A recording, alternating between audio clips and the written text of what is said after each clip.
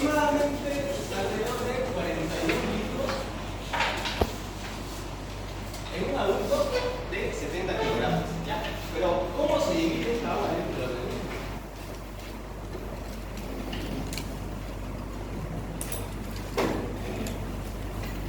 El agua se divide en dos compartimentos. Un compartimento intracelular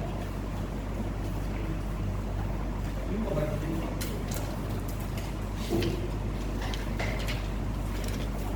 intracelular constituye las 2/3 partes de la cantidad total de agua.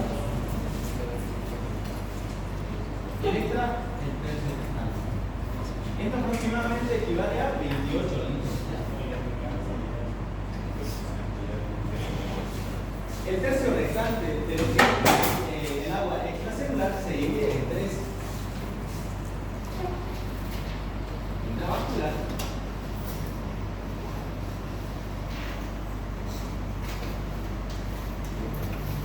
intracelular, intersticial y transcelular. Esto más o menos equivale a 3 litros, 11 litros y de 1 a 2 litros. Cuando hablamos de líquido transcelular, ¿a qué hacemos referencia? Aquel líquido contenido en la luz de los sentidos digestivo, respiratorio, urinario y también en líquido suprarreactivo, peritoneal y lo demás. Ya. Ahora vamos a hablar de la estructura del agua. Como bien todos sabemos, el agua es una molécula compuesta por dos átomos de nitrógeno unida a un átomo de oxígeno. ¿Cómo se une? Mediante un enlace covalente. ¿Ya? Formando entre sí un ángulo de 104,5 grados. ¿Pero por qué existe este ángulo? ¿Por qué la molécula no es recta como tal? Podría ser así.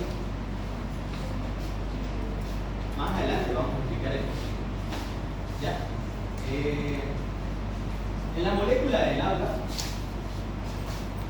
los electrones compartidos en cada enlace se desplazan hacia el centro del núcleo. ¿Por qué? Porque este es más electronegativo, creando una zona electronegativa, ¿no? Y al hacer esto, los electrones, al irse al núcleo del oxígeno, estos quedan sin electrones, por lo tanto van a quedar sin carga positiva. ¿Ya?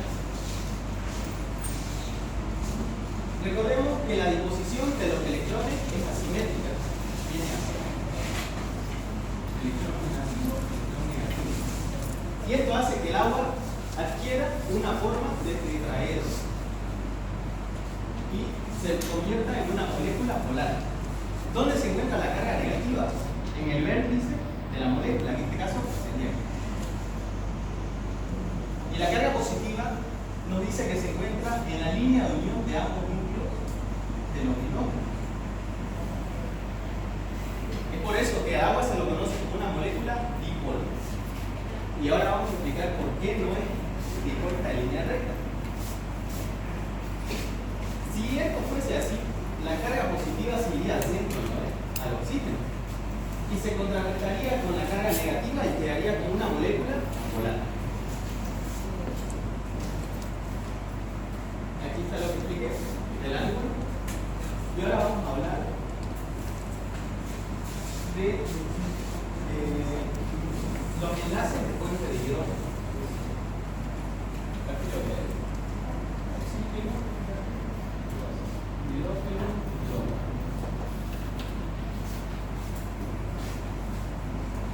Recordemos que aquí hay dos electrones. ¿En qué consisten los puentes de hidrógeno? Los puentes de hidrógeno consisten en la unión de una molécula de agua con otra. ¿Gracias a qué? A que la carga positiva de los hidrogeniones, o de los hidrógenos, perdón, en este caso, es atraída por la carga negativa de otra molécula de agua, en este caso del oxígeno. Se atrae. Y es ahí donde se forma un enlace. Y ese enlace se lo conoce como puente de hidrógeno. Lo mismo aquí. Es atraída por otra carga negativa de otro oxígeno. Y aquí, si tenemos una carga negativa, ¿a qué carga traería? Positiva, ¿no? En este caso, ¿de qué molécula? ¿O de qué átomo, perdón? De hidrógeno, perfecto. Y aquí lo mismo.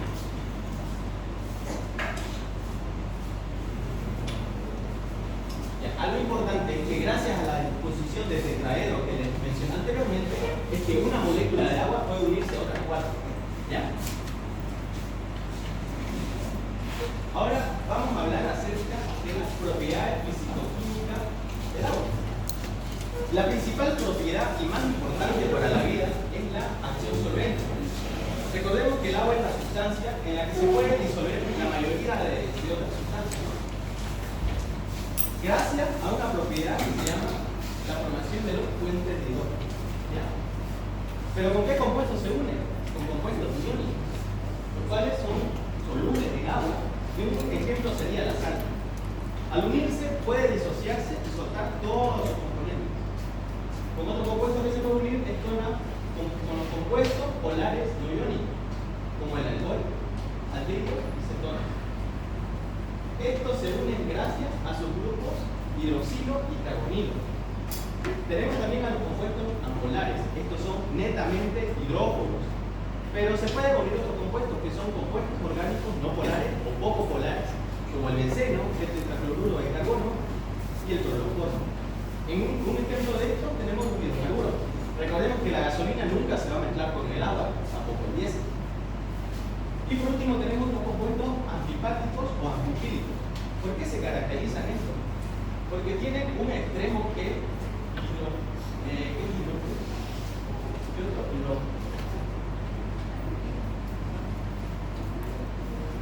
cuando estos compuestos los sumergimos en una solución acuosa, este polo tiende a irse a la superficie o bien sumergirse, mientras que este todo el tiempo va a tender a salir. Otra de las propiedades físico-químicas es la elevada fuerza de cohesión.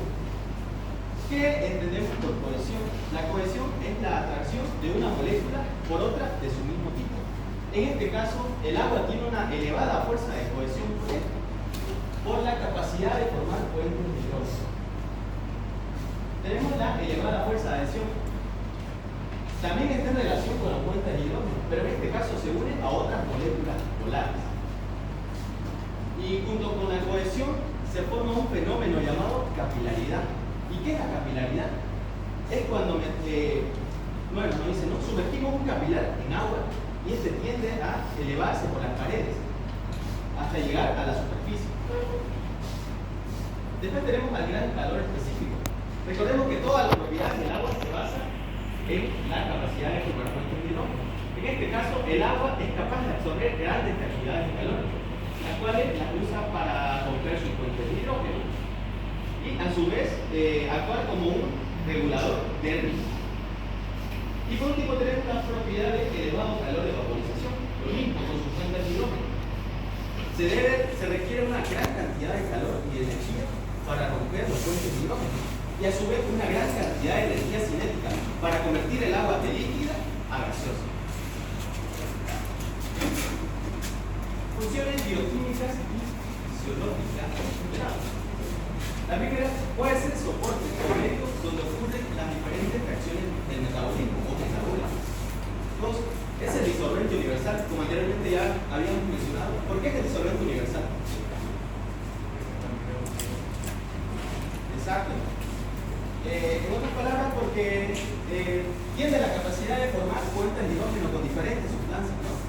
Recordemos, bueno, algo que recalcar, no solo los puentes de hidrógeno no solo son exclusivos del oxígeno y el hidrógeno, también en este caso puede entrar el hidrógeno y formar puentes de hidrógeno con el nitrógeno, ¿ya? Como cuarta función, como tercera función tenemos el amortiguador térmico. Todos recordemos que el agua es un buen amortiguador térmico debido a su capacidad de hidrógeno. Transporte de sustancias, y es una propiedad solvente. Después tenemos a los lubricantes amortiguadores de roce entre órganos. ¿Qué líquido podemos nombrar acá que evitan que los órganos rocen? pleural, líquido peritoneal. ¿Qué otro líquido? Perfecto. Siguiente. Favorece la circulación, da flexibilidad y elasticidad a los tejidos. Y por último, puede intervenir como reactivo en reacciones del metabolismo, aportando hidrogeniones o hidroxinas.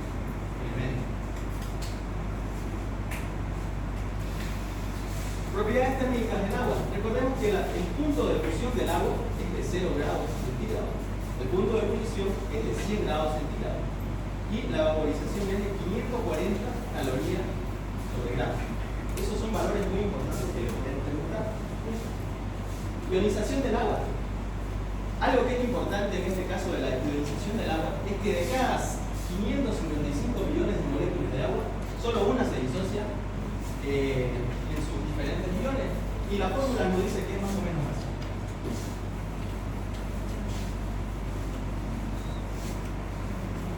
Una molécula de agua. Esta es una reacción reversible. Y al referirse con disociarse de sus iones, es que esta molécula se va a separar en un grupo hidrogenio más grupo hidroxilo. Con eso nos referimos a la disociación del agua en sus diferentes iones.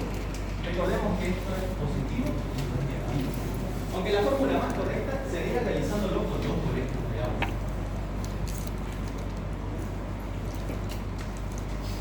Igual es una reacción reversible y en este caso sería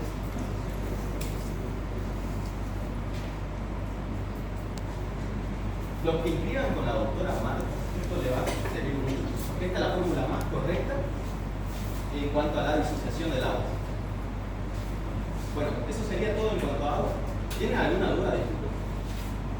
Pusimos agua y sal, pero pusimos eso porque pensamos que nos iba a dar el tiempo, ¿no? De alguna forma. Si agua no es un tema tan simple, de alguna forma es un tema más complejo, porque no solamente abarca lo que es agua, sino hay que ver la bioquímica aplicada del agua al organismo.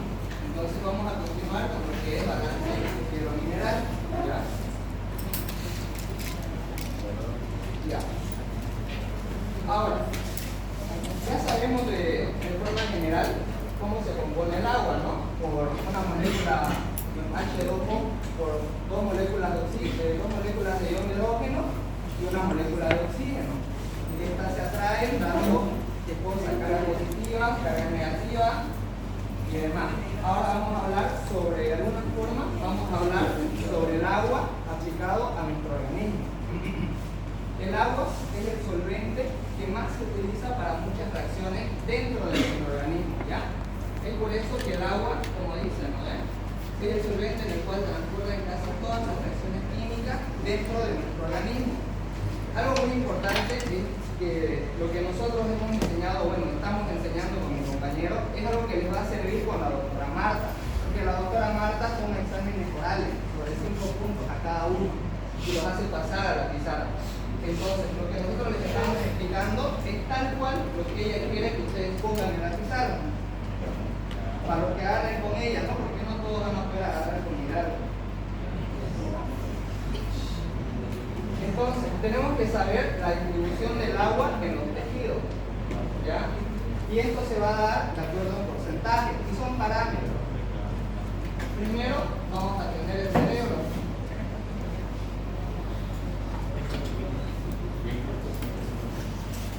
Que es un 90%.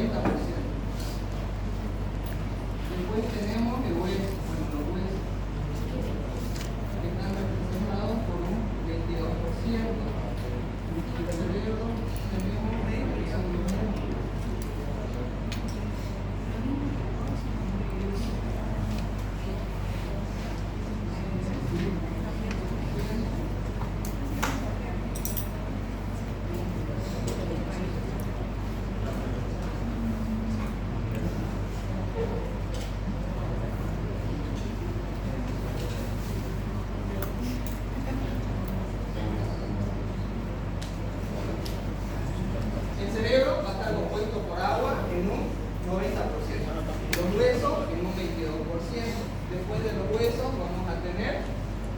a los músculos en un 75%, tejido adiposo 10% y a la piel en un 72%. Lo que es el hígado va a estar representado por agua en un 68%, los intestinos en un 74% y los riñones en un 82%. ¿Por qué les enseño esto? Porque esto es la distribución de agua en los distintos tejidos del organismo. Otra vez, se agarren con la doctora Marta y lo llama cuando están en práctico, ella los va a hacer pasar adelante y les va a decir: distribúyame la distribución del agua en los tejidos. Y ustedes tienen que poner prácticamente eso. Y no pueden fallar en nada, porque de 5, si no tienen 3, no. Difícil que tengan.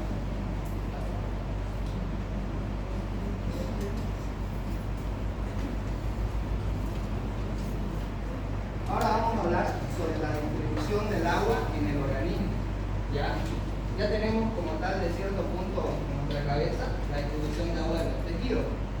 El agua en nuestro organismo va a representar entre un 60 al 70%.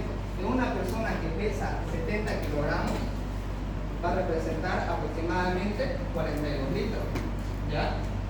Pero esto varía en el hombre, varía en la mujer, varía en el lactante. En el hombre es 60%, en la mujer 55% y en el lactante 77%. Pero no solamente va a diferir de acuerdo al sexo, o si es adulto o si es lactante. También va a diferir de acuerdo al sexo, va a diferir de acuerdo a la edad y a la obesidad. Eso es importante que sepan, y eso es un parámetro general. Ahorita vamos a indagar un poco más y vamos a saber la distribución del agua en el organismo, pero dentro de la célula y fuera de la célula. ¿Ya?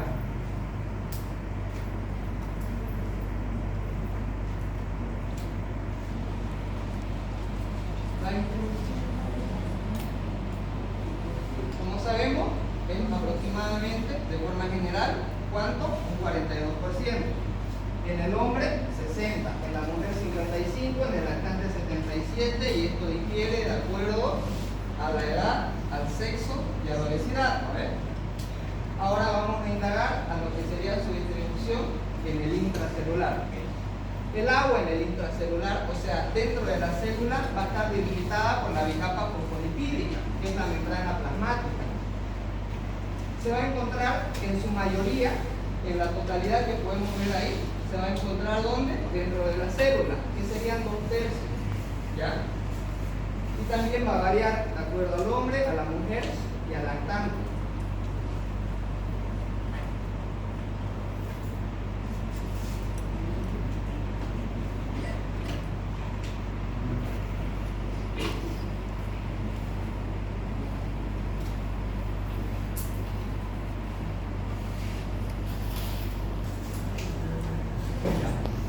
Entonces, el agua en el intracelular va a representar aproximadamente ¿cuánto? 2/3 del total del agua.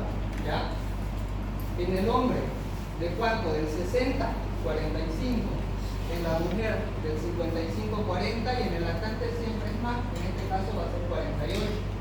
De los 42 litros que mencionamos anteriormente, 28 litros se van a encontrar en el intracelular.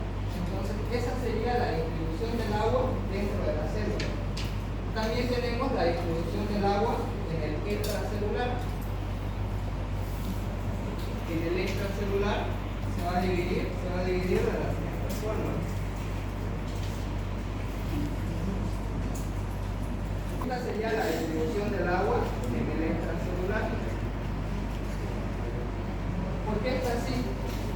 Porque la distribución del agua en el extracelular va a tener 3 diferencias: en el transcelular, en el intersticial y en el intravascular. El transcelular sería la concentración de agua que hay en el espacio entre las células, porque ya estamos pues en la concentración de agua fuera de la célula, que es el extracelular. Y esta se va a encontrar en la luz de este tejido: tejido urinario, tejido digestivo, tejido respiratorio y líquido cefalorraquídeo. Aproximadamente equivale a 1 litro la distribución del agua en el extracelular. Ahora, la distribución del agua en el líquido intersticial va a representar en hombres 10%, en mujeres 10% y en lactantes 24%.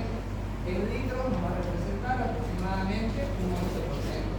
Y en el intravascular, en hombres 5%, en lactantes y en mujeres lo mismo, 5%. Y en litros se va a representar como 3 litros.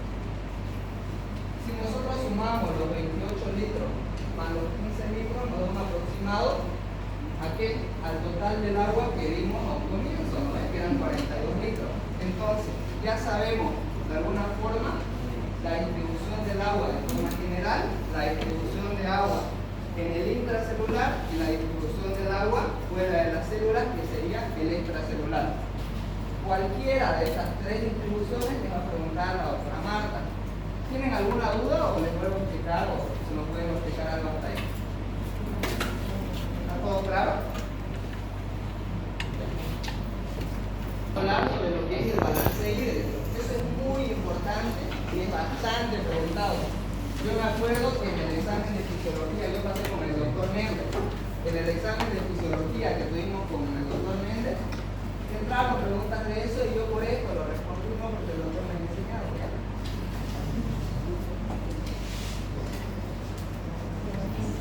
No le van a decir. El balance hídrico hace referencia a la cantidad de agua que tiene que haber en ingesta, a la cantidad de agua que nosotros tenemos que ingerir y a la cantidad de agua que tenemos que se excreta de alguna forma de nuestro organismo. Y dice balance, porque tiene que haber un equilibrio. ¿Ya? ¿Qué es lo que dice? De acuerdo a la ingestión, tenemos lo que es el agua visible, que son las bebidas que nosotros tomamos, soda, refresco, etc. ¿Cuánto es? 1400 ml. Tenemos el agua oculta, que hace referencia a la distribución del agua que va a haber dentro de nuestro organismo, de acuerdo a los alimentos sólidos. ¿De cuánto es? De 800 ml.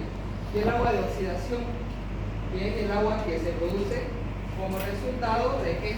Del metabolismo, que es de 300 ml, dándonos un total de ¿cuánto? 2500 ml. Y eso sería, ¿qué cosa? La ingesta de agua que tenemos que tener, y un valor aproximado es de 2000 a 2500 ml, de 2 a 2 millones y medio. Ahora, tenemos lo que es la expresión del agua. Tenemos a lo que se conoce como pérdida obligada o insensible, que es el agua que nosotros perdemos a través de la piel, como la sudoración, o en los pulmones. En los pulmones es 500 ml y en la piel 350 ml.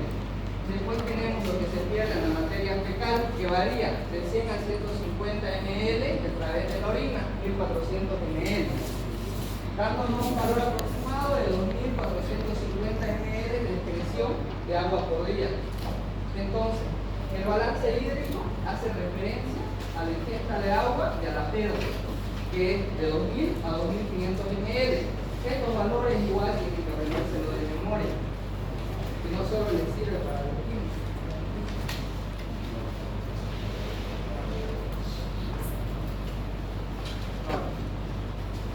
Los electrolitos. ¿Qué son los electrolitos?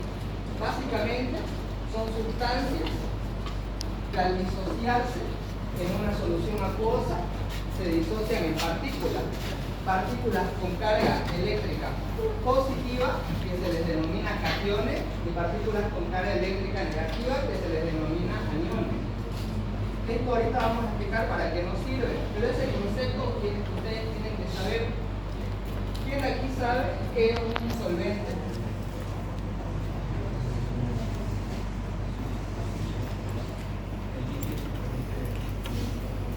Exactamente, ¿qué es una solución? La mezcla de los dos. Un ejemplo muy claro es una taza de café. El solvente es el agua, el soluto es el café, y el resultado, que sería la taza de café, sería la solución, ¿no ves? Es lo mismo, es la misma explicación con esto de los electrolitos. Cabe recalcar que los electrolitos tienen la capacidad, o le dan la capacidad al agua del transporte de las corrientes eléctricas, ¿ya? Ya lo que sí o sí ustedes tienen que saber es la composición química. Aquí tenemos a los principales electrolitos. ¿Ya? Ustedes tienen que sabérselo sí o sí, por lo menos de memoria, hasta por partes. Tienen que saber la distribución de cada uno, tanto dentro de la célula como fuera de la célula. Porque esto la doctora Marta lo pregunta en el examen examen oral, lo pregunta siempre, incluso les puede entrar hasta en el examen final. Por ejemplo, sodio 142 ni el equivalente sobre litro en el extracelular, y en el intracelular 10 ni el equivalente sobre litro. Y tienen que sabérselo de memoria. No hay cómo no aprender eso. Si no se puede.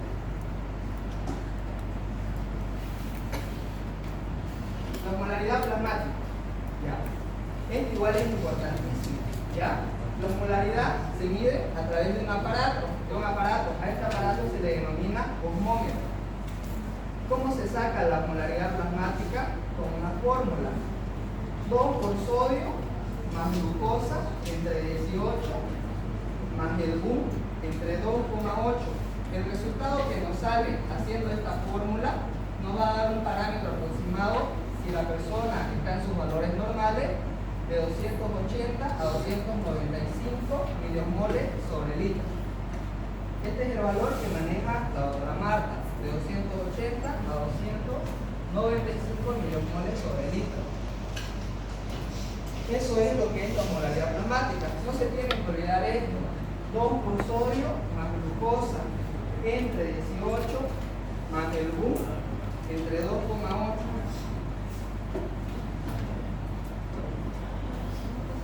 ¿Listo? Ahora más fácil. ¿Qué es ósmosis? Es el movimiento del agua de un lugar de menor concentración a un lugar de mayor concentración a través de una membrana semipermeable, menor o mayor concentración de soluto. ¿Qué es la presión osmótica? ¿Es la presión necesaria? ¿Quién sabe qué es la presión osmótica? Es la presión necesaria para detener el flujo de agua a través de una membrana semipermeable. Todos estos conceptos no es solamente memorizar, porque van a cobrar sentido más adelante.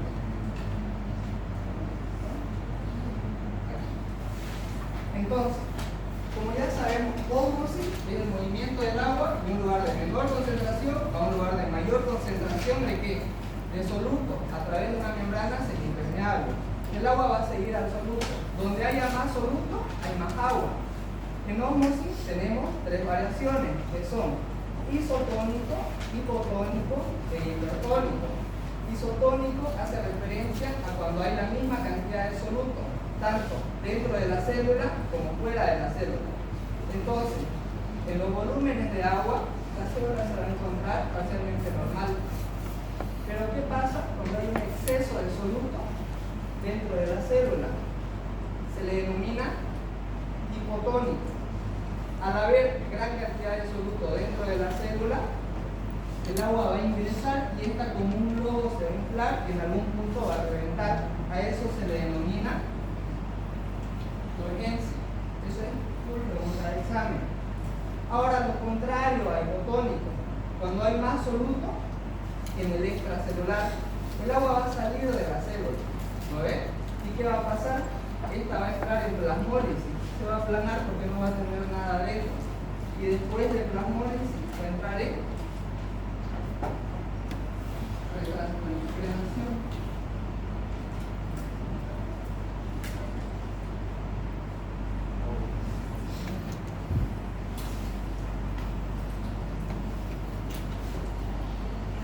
Eso vale preguntar el examen. Entonces ya sabemos isotónico, hipotónico e hipertónico, ¿no ves? Hipotónico cuando hay más soluto en el intracelular, es lo que pasa, la célula se infla y puede llegar a turgencia.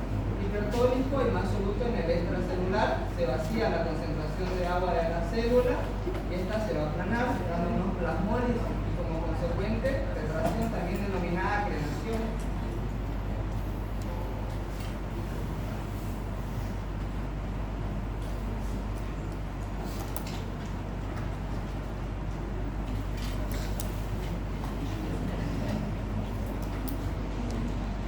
De presiones conocidas como la presión osmótica, también denominada osmótica, y la presión correosmótica.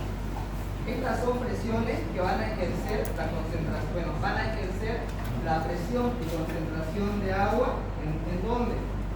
En los vasos y fuera de esto, ¿ya? Lo que estamos viendo es un capilar Este va a tener su porción venosa y va a tener su porción arterial del capilar. Tenemos que saber que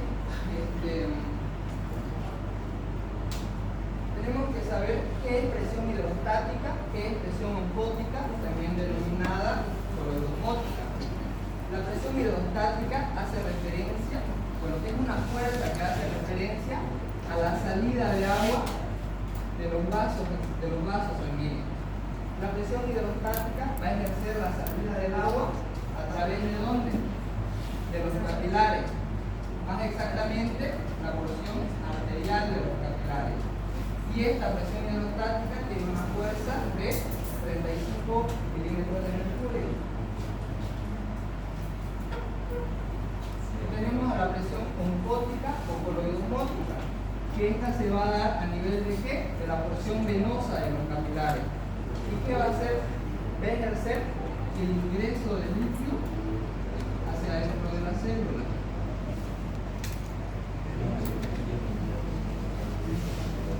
Es muy importante que sepan eso. ¿Cuál es la diferencia entre la presión oncótica o coloidosmótica y la presión hidrostática?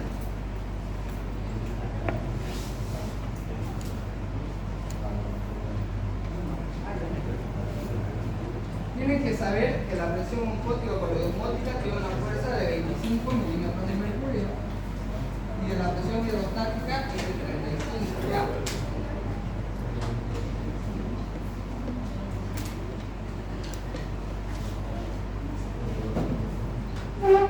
Entonces ya hablamos sobre prácticamente todo agua y quizás ahorita lo vean difícil, pero ya tienen una idea. Lo que nosotros todos les explicamos es lo que sí o sí la doctora Marta les va a preguntar en este tema, porque no hay más. Mayormente el primer tema, que es agua, y otro tema es de donde saca las preguntas para el primer examen práctico, ¿ya? Que es totalmente oral. Ustedes salen aquí, si les dice dígame la distribución del agua en el extracelular, tienen que dibujarle prácticamente eso. Si le dicen el intracelular, tienen que dibujarle eso con los mismos valores. Si le dice distribución de agua en los tejidos, tienen que poner eso con los mismos valores. Y eso, ya acabamos. ¿Tienen alguna duda? Bioquímica. ¿O quieren que les recomendemos? Sí. ¿Les va a recomendar?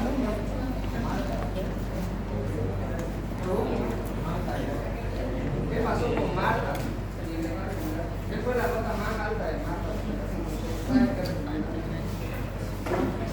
Bueno, en cuanto a la doctora Marta, ya ves más o menos cómo es lo que avanza. Es muy molecular, pero son cosas que a la larga puede servir y a la vez no.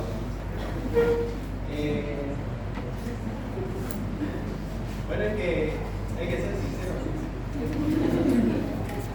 Yo pasé con ella y la verdad, lo que aprendí es muy bueno, pero hay cosas que también no hay tanto. Y eso, pero después de todo la recomiendo, es una muy buena docente y eso.